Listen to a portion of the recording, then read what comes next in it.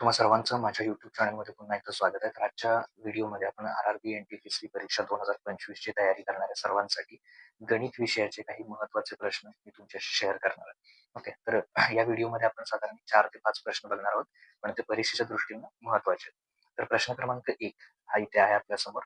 3चा 71वा घात, 72वा, 73, 74 आणि 75 असे घातांक दिलेले आहेत. तर या संख्येला कुठल्या संख्येनं भाग जाईल असं म्हटलं. जर का आपण याच्या किमती जर शोधायला लागलो 3चा 71वा घात, तर ते संख्या खूप मोठ्या येतील किंवा त्याला शोधणं शक्य नाहीये. तर अशा वेळी काय करायचं? तर बघा या तिघांमध्ये सॉरी एकूण 5 संख्या आहेत. त्या 5 मध्ये सर्वात लहान कुठली संख्या आहे? 3चा 71वा घात. तर ती सामाईक घ्यायची म्हणजे 3चा घातांक किती? 71 आणि बाकी सगळ्या राहिलेल्या काय करायच्या? म्हणजे ती धरून बाकी सगळ्या राहिलेल्या सामाईक काढायच्या. आता 371 मधून सॉरी 3चा घातांक 71 मधून 3चा घातांक 71 सामाईक काढलं म्हणजे काही नाही म्हणजे किती राहणार? 1 राहणार. ओके. कारण सामाईक म्हणजे काय? त्याच्यातून त्याला भागायचं. 3चा 71वा घात त्याच्यामधून 3चा 71वा घात सामाईक काढला. तर राहिले किती? त्यालाच ते कॅन्सल होऊन 1 राहतं. त्यामुळे 1 येणार. आता 72 3चा घात 72वा आहे. तर त्यातले 71 काढले म्हणजे 1 शिल्लक राहील फक्त दुसऱ्याच्या बाबतीत. तसं 73च्या बाबतीत 71 काढले म्हणजे 2 राहणार. तसं 74च्या बाबतीत 71 काढले म्हणजे 3 राहणार याच्या बाबतीत. याच्या बाबतीत किती? 2 राहिले तिथं. ओके. ते 71 त्यातनं वजा करायचे थोडक्यात. अधिक 75 मधनं 71 सामाईक काढले 4 राहिले. आता बरोबर पुढचा 3चा 71वा घात. तर 1 अधिक 3चा पहिला घातांक म्हणजे 3च येणार. अधिक 3चा वर्ग. 3 गुणिले 3 किती येणार? 9. परत तिसरा घात. आता आलेल्याच 9ला परत 3 ने गुणा. तर 9 त्रिक किती येणार? 27 आणि 3चा चौथा घात. आलेल्याच 27ला आणि परत 3 ने गुणा. म्हणजे 3चा चौथा घातांक येणार 81. तर हे करणार 3चा 71वा घात. ओके. तर बघा 9 आणि 10, 27 आणि 3 30. ओके. 30 झाले आणि हे वरचे 81 म्हणजे 121 होतील. तर आता इथे तुमच्या लक्षात आलं तर सोपंच आहे. 3चा 71वा घात 121 हा कोणाचा वर्ग आहे? 11चा म्हणजे 11 गुणिले 11. आता ह्या चौघांपैकी समजा याला जर का मी 11 ने भागलं म्हणजे छेदात 11 लिहिले तर 11ला 11 कॅन्सल होईल आणि कोणत्या संख्येनं भाग जाईल मग? 11 ने. बाकी कुठलीही संख्या ठेवा त्याने भाग जाणार नाही. तर यातला पर्याय क्रमांक 2 3चा घातांक सॉरी 11 या सगळ्या संख्येला कितीने भाग जाणार आहे? 11 ने भाग जाणार आहे. ओके. तर आता त्यातला दुसरा प्रश्न सोपे रूप द्या म्हणून हे उदाहरण आहे. तर याच्यामध्ये हे उदाहरण सोडवत असताना इथे हे जे आहे याला सोपं रूप द्यायचं, हे सोडवायचं आहे. 2/9 अधिक 3/5 इकडे पहिला आहे आणि त्याच्यानंतर भागिले इकडे 2/9 अधिक 2/5 भाग घालवायचा एकमेकांचा. तिथे छेद समान नाहीये. तर छेद समान करण्यासाठी काय करायचं? तिरकस गुणाकार. म्हणजे 2 ने 5 ला गुणायचं. 2 गुणिले 5 किती येणार? 10. तसं 3 ने कितीला गुणायचं? 3 ने 9 ला. 3 9 27 आणि परत छेदात छेदांचा गुणाकार. 9 गुणिले 5 किती येणार? 45. ओके. भागिले. तसंच इकडे करणार. इथे काय करणार? 2 गुणिले 5 करणार. 2 पंचे 10. परत 2 गुणिले 9 म्हणजे 18 आणि परत छेदात गुणाकार नावाचा 45. तर हे लिहिल्यानंतर इथे 10 आणि 27 यांची जर बेरीज केली तर 37 येणार. छेदात 45. हे जे भागिले आहे त्या भागिलेच्या ऐवजी काय लिहा? गुणिलेल्या. आणि त्याच्यानंतर इथे भागिलेच्या ऐवजी गुणिले तर इथला छेद आणि अंश उलट करायचा. 18 आणि 10 किती येणार? 28. ते अंशात आहेत त्याच्याऐवजी ते काय लिहायचे? छेदात लिहायचे. सॉरी 28 आणि वरती 45. ओके. भागिलेच्या ऐवजी गुणिले आणि पुढच्या याचा गुणाकार बसतो म्हणजे त्याचे अंश आणि छेद काय करायचे? बदलायचे. 28 छेदात लिहायचं, 45 अंशात लिहायचं. ओके. मग आता कॅन्सलेशन केलं की आपल्याला उत्तर मिळून जाईल. तर इथे बघा 45 ला 45 कॅन्सल होईल म्हणजे काय राहणार? 37 छेद 28 हे आपलं अचूक उत्तर असणार आहे. 37 छेद 28 पर्याय क्रमांक 1. तर आता उदाहरण क्रमांक 3 बघूया. उदाहरण क्रमांक 3 मध्ये 625 वर्गमूळ दिलेलं आहे आपल्याला 25. तर त्याच्यावरनं ही किंमत जी आहे ती आपल्याला शोधायची. आता ही शोधत असताना कुठली किंमत शोधायची आपल्याला? तर वर्गमुळात आता इथे पॉइंट फक्त दिले तर लिहिताना असं 0 पॉइंट आणि मग या पुढच्या सगळ्या शून्य मोजा. कारण त्यांनी पॉइंटच्या आधीचा शून्य हा दिलेला नाहीये. तो नाही घेतला तरी चालतो पण शक्यतो आपण लिहूया तो. 0 पॉइंट किती शून्य आहेत पुढच्या? 6. 1, 2, 3, 4, 5 आणि 6 625 आणि पूर्ण हे वर्गमूळ आहे आणि छेदात किती आहे तर 25 आहे.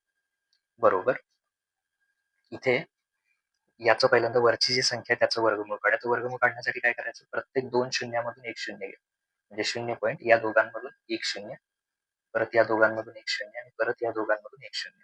मग आता 625 चं वर्गमूळ किती दिलेलं आहे आपल्याला 25 खाली जो दिलाय खाली जी संख्या दिली आहे 25 ओके तर त्या 25 चं वर्गमूळ किती येणार 5 दोघांचंही वर्गमूळ घेतल्यामुळे हे वर्गमूळ चिन्ह आहे ते निघून गेलं आणि फक्त आता एवढं राहील. मग त्याला सोपं रूप कसं देणार 5 एके 5 5 5 25 म्हणजे उत्तर किती आलं 0 पॉईंट त्यानंतर ह्या 3 शून्य 1 2 3 आणि मग हे 5 म्हणजे पर्याय डी याच्यामध्ये बरोबर. ओके तर आता प्रश्न क्रमांक 4 बघूया. जर 40 एक्स वर्ग बरोबर 734 चा वर्ग वजा 234 चा वर्ग तर याच्यातून एक्स ची किंमत शोधायची. आता काय दिलेलं आहे आपल्याला 40 एक्स चा वर्ग बरोबर 734 त्याचा वर्ग आहे आणि परत 234 चा वर्ग. तर इथे एक सूत्र वापरायचं आपण जर समजा ए वर्ग वजा बी वर्ग असेल तर त्याचं उत्तर काय येतं पहिल्या कंसामध्ये त्या दोघांची बेरीज आणि दुसऱ्या कंसामध्ये त्या दोघांची वजाबाकी तेच इथं करायचं पहिल्या कंसामध्ये दोघांची बेरीज करायची 734 अधिक 234 आणि दुसऱ्या कंसामध्ये दोघांची वजाबाकी 734 वजा 234 इकडे आहे तसं 40 एक्स वर्ग. ओके तर हे पहिली स्टेप करायची कारण का ते सूत्र आता सांगितलेलं ए वर्ग वजा बी वर्ग. आता ते केल्यानंतर इथे या दोन्हींची जर आपण बेरीज केली 40 एक्स वर्ग बरोबर ते इथे 734 आणि 234 तर यांची बेरीज करूया आपण म्हणजे 4 आणि 4 किती येणार 8 3 आणि 3 6 7 आणि 2 9 968 आणि आता वजाबाकी केल्यावर आता दोन कंसांच्या मध्ये नेहमी लक्षात ठेवा गुणाकार असतो त्यामुळे इथे गुणाकार येणार आणि यांची आता वजाबाकी करायची 4 मधून 4 गेले 0 3 मधून 3 0 आणि 7 मधून 2 गेले 5 म्हणजे 500 राहील. ओके आता जर का आपल्याला एक्स एक्स पाहिजे असेल तर 40 एक्स वर्ग म्हणजे या दोघांच्या मध्ये काय आहे गुणाकार आहे 40 गुणिले एक्स वर्ग आहे तर हे 40 गुणिले इकडे येऊन काय होतील भागिले होतील भागिले म्हणजे कुठे येणार छेदात येणार. ओके हे लिहायचं इथे छेदामध्ये 40 तर पहिलं होईल की शून्याला शून्य कॅन्सल होईल त्याच्यानंतर 4 1 4 इथे 4 दुनी 8 एक उरणार 4 चौक 16 परत 4 दुनी 8 आणि इथे जर बघितलं आपण तर 50 आहे ते म्हणजे 4 ने फक्त याला भाग घालवला तर काय काय उरलं एक्स वर्ग बरोबर 242 गुणिले 50.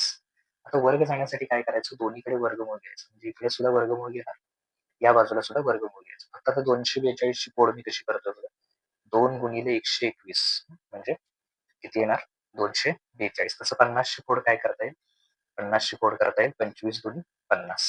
ओके तर आता बघा इथे 2 गुणिले 2 किती येणार 4 4चं वर्गमूळ किती येणार परत 2 तसं 121 चं वर्गमूळ 11 आणि 25 चं वर्गमूळ 5 इथे वर्गाला वर्गमूळ जाईल फक्त x राहणार म्हणजे x ची किंमत किती येणार इथे केलं तर 11 दुनी हे 22 आले 22 गुणिले 5 ओके 22 गुणिले 5 केल्यावर किती येणार 110 हे त्याचं अचूक उत्तर असणार म्हणजे पर्याय ई याच्यात बरोबर आहे 110.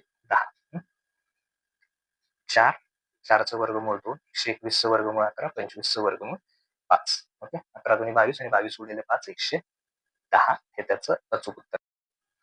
तर आता प्रश्न क्रमांक 5 बघा एक्स वर्ग वजा 6x अधिक 8 तर याचे दोन अवयव सांगायचे आहेत दोन कंसांमध्ये त्याला विभागायचं तर इथे काय करणार एक्स वर्गाचा सहगुणक काही नाही म्हणजे 1 घेणार आणि त्या 1 ने 8 ला गुणायचं तर 1 गुणिले 8 किती येणार 8 आणि परत त्या 8 चे अवयव काढायचे कसे अवयव काढायचे मधली जी संख्या आहे त्या मधल्या संख्येमध्ये त्याचे अवयव काढायचे मधल्या संख्येमध्ये कुठली आहे मधली संख्या वजा 6 आहे मधली संख्या तर अशा दोन संख्या शोधा की ज्यांचा गुणाकार 8 आहे आणि इथे दोन्ही गुणाकार कसा आहे धन आहे ऋण चिन्ह आहे कधी 8 ला तर नाही धन आहे काही नाही म्हणजे धन तर गुणाकार धन कधी येतो दोन्ही ऋण असतील किंवा दोन्ही धन असतील तर इथलं चिन्ह काय आहे ऋण वजा आहे त्यामुळे दोन्ही पण वजा येणार तर गुणाकार 8 यायला पाहिजे आणि चिन्ह समान असली की ही चिन्ह काय दिसतात आपल्याला समान दिसतात वजा वजा दिसतात तर बेरीज 6 यायला पाहिजे समजा आपण असं केलं वजा 4 आणि किती इकडे लिहायचं 4 दुनी 8